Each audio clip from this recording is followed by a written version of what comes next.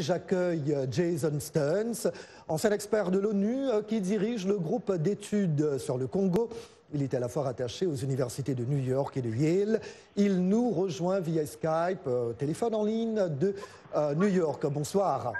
Bonsoir. Il s'agit du premier voyage hors du continent africain de Félix Tshisekedi depuis son investiture. Quelle lecture faites-vous de ce choix? Bon, je pense du fait que d'abord les États-Unis, c'est parmi les pays les plus importants pour le Congo.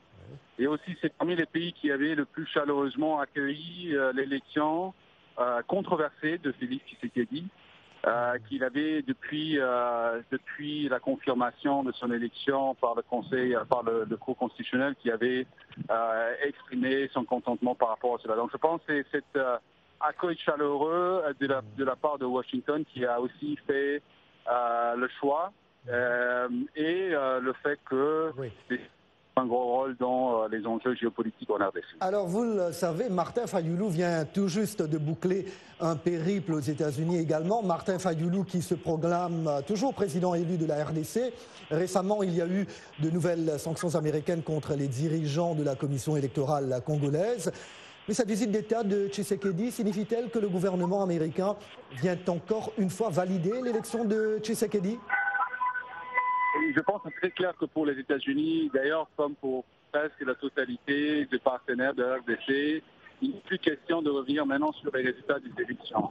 Même si ces élections se sont passées d'une façon assez controversée, je pense que pour la totalité presque des partenaires extérieurs du Congo, on va aller en avant maintenant pour voir ce qu'on peut faire avec le président Tshisekedi. Donc, Fayulu, c'est vrai qu'il était ici en même temps, mais il n'est plus question pour les États-Unis de mettre en question, comme Martin Fayulu le dit, la vérité des urnes.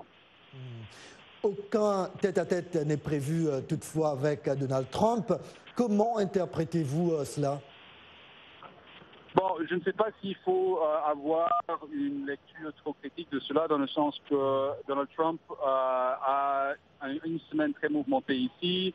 C'est la conférence de l'OTAN, le 70e anniversaire de l'OTAN. Il y a beaucoup d'autres chefs d'État qui sont ici. Donc je ne sais pas s'il faut nécessairement dire que c'est une critique par rapport à Félix Tshisekedi. Je pense que pour les États-Unis, ils veulent soutenir Félix Tshisekedi et donc il ne faut pas nécessairement mettre ça en cause par le fait que, on doute par le fait que Trump n'a pas vu. Oui, très rapidement, Mike Pompeo dit apporter son soutien au programme de changement du président Tshisekedi. Comment cet apport va-t-il se traduire dans la réalité? Bon, je pense d'abord ce qu'il faut souligner, c'est malgré le fait qu'il y a cette expression de soutien du département d'État à Félix Tshisekedi, il y a beaucoup d'autres voix, par exemple au niveau du Sénat, qui ont exprimé leur critique. Il y a une loi ou une résolution qui est en train de faire son chemin au niveau du Sénat, qui serait beaucoup plus critique envers Félix Tshisekedi. Donc il y a beaucoup d'autres participants américains, congrès américains, qui pour eux, les élections ne sont pas bien passées.